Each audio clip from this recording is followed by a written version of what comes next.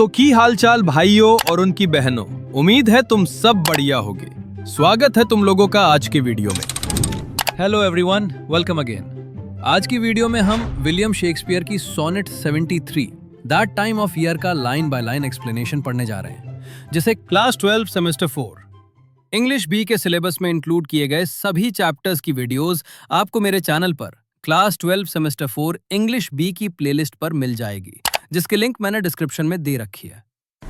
William Shakespeare के द्वारा compose की गई ये पोएम शेक्सपियरियन सोनेट है, जिसका स्ट्रक्चर है 3 क्वार्ट्रेन्स और लास्ट में एक राइमिंग कपलेट, मींस 4 + 4 + 4 + 2 = 14 लाइन्स।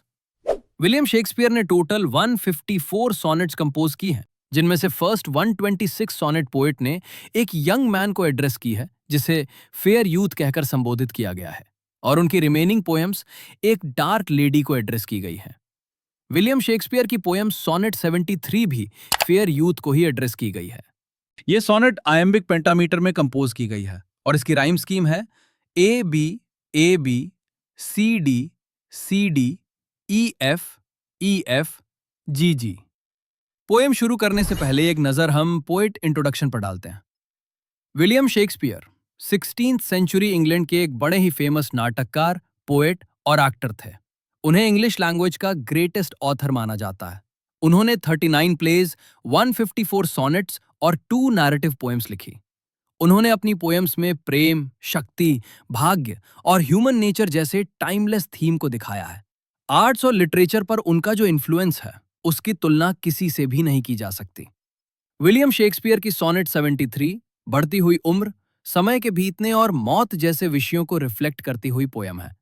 इस पोएम में उन्होंने ओल्ड एज के कंपैरिजन में 3 इमेज प्रस्तुत की है।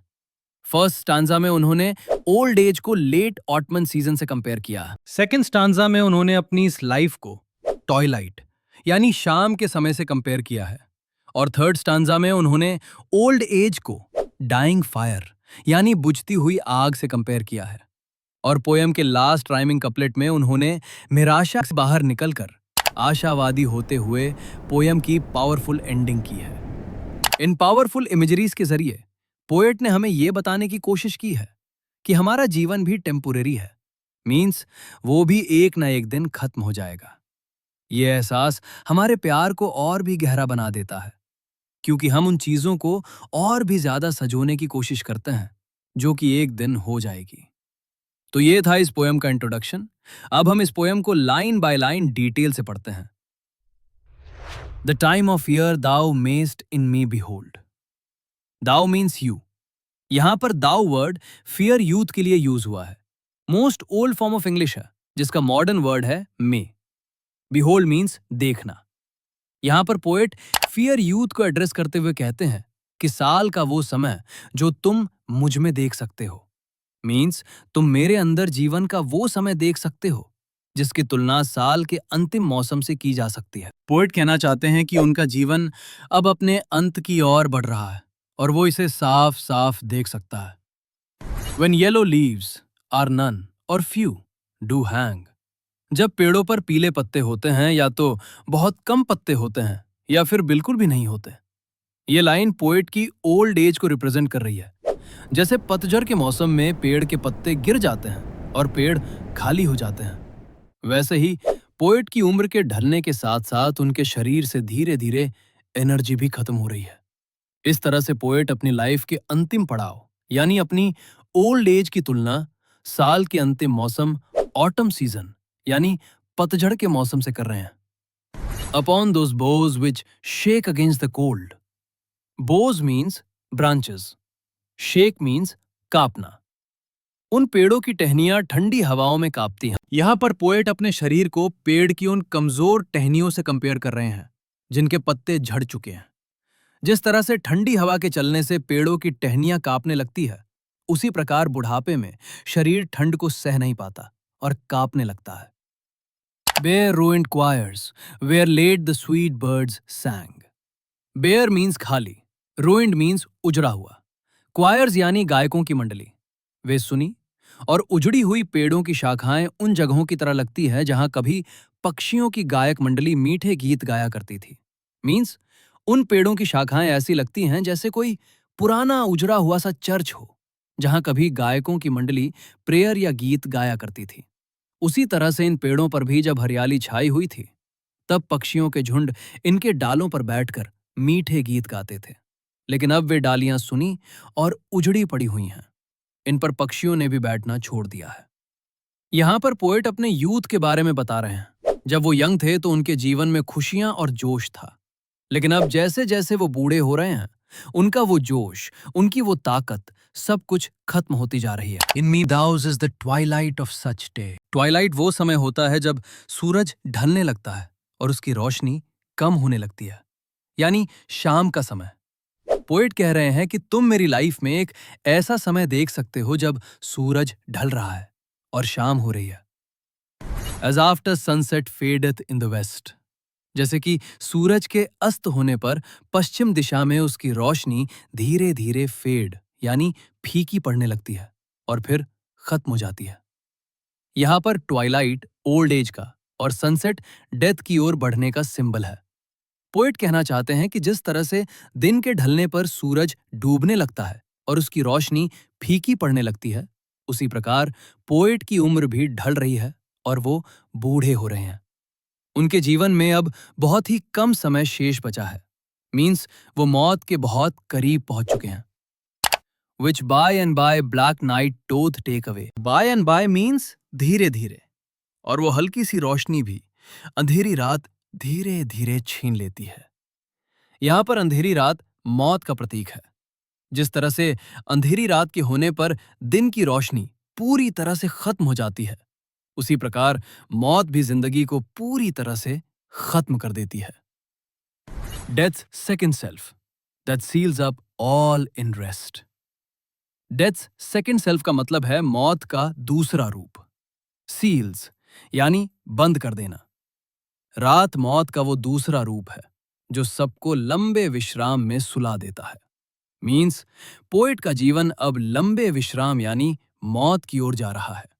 जिस तरह से रात सभी को सोने के लिए मजबूर कर देती है, उसी तरह से मौत इंसान को हमेशा के लिए गहरी नींद में सुला देती है। In me thou seest the glowing of such fire. तुम मेरे भीतर उस आग की आखिरी चमक को देख सकते हो। That on the ashes of his youth doth lie. जो अपनी ही यूथ यानी जवानी की ऐश यानी राख पर टिकी हुई है। यहां पे पोएट तीसरी इमेज को प्रेजेंट कर रहे हैं, जिसमें उन्होंने अपनी लाइफ को बुझती हुई आग से कंपेयर किया है। जब हम आग जलाते हैं तो उसकी लपटें काफी तेज और प्रचंड होती हैं, लेकिन धीरे धीरे लपटें शांत होने लगती हैं, और जब आग बुझने लगती है तो उसमें सिर्फ हल्की सी चिंगारी रह जाती है और ज्यादातर राख बचती है। उसी तरह से पोएट के अंदर भी उनकी यंग एज में जो एनर्जी और जोश था, वो अब ढलती उम्र के साथ खत्म होता जा रहा है। उनके जीवन में हल्की सी चिंगारी के समान थोड़ी बहुत एनर्जी बची है, जो कि उनकी मौत के साथ ही खत्म हो जाएगी। As the deathbed wear on, it must expire। जिस तरह से इंसान अपने डेथ बेड यानी मौत की सेज पर दम तोड़ देता है, उसी तरह से ये आग भी उसी राख पर बुझकर पूरी तरह से खत्म हो जाएगी। डेथ बेड वो जगह होती है जहां पर इंसान अपनी आखिरी सांस लेता है। यहां पर पोएट ने राख को आग का डेथ बेड कहा है। Consumed with that which it was nourished by. Consumed means उपभोग करना या खत्म करना। नरिश्ड मीन्स पोषण करना। यहां पोएट कहते हैं कि जिस चीज से कभी आग जली थी या जिससे उसे पोषण मिला था, उसी के साथ वो खत्म हो जाती है। कहने का मतलब यह है कि आग को जलाने के लिए फ्यूल यानी ईंधन की जरूरत होती है।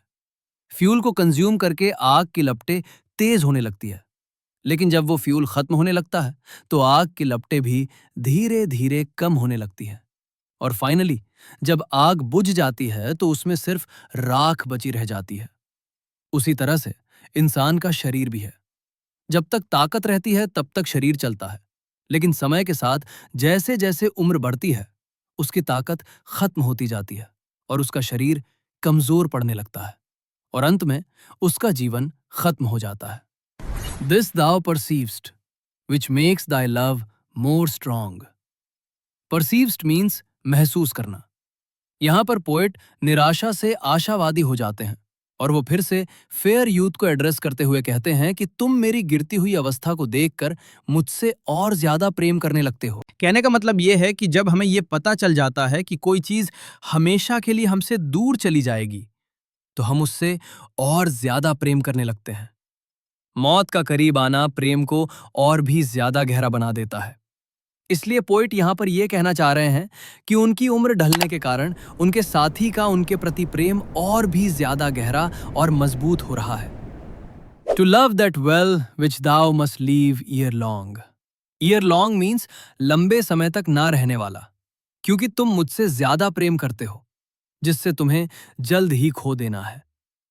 यहां पर पोइट कहना चाहते हैं कि जब हमारे साथी का साथ हमारे पास बहुत ही कम समय के लिए रह जाता है, तो हम उसे और भी ज्यादा चाहने लगते हैं, क्योंकि जो चीज हमेशा हमारे पास नहीं रहती, उसकी कीमत और उससे लगाव और भी ज्यादा बढ़ जाता है।